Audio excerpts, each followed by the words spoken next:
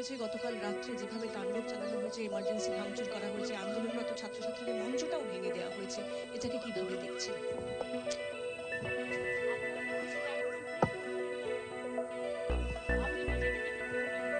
কোয়েশ্চেনটাও দেখাবেন, তার কারণ আমি কিন্তু নিজে থেকে কিছু রেজ করিনি।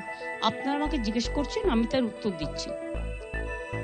আমি যতটুকু ইনফরমেশন পেয়েছি, আমি ছাত্রছাত্রীদের কোনো দোষ দিচ্ছি না। বহিরাগত কিছু রাজনৈতিক লোক যারা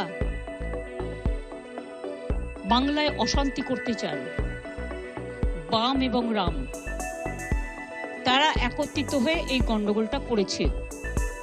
আমার সবচেয়ে খারাপ লাগছে কি জানেন, ঘটনাটা তো দুঃখজনক। আমরা বারবার বলেছি ফাঁসি চাই, আমি তো কালকেও মিছিল করবো ফাঁসির দাবিতে। তদন্ত তাড়াতাড়ি হোক। আমরা তো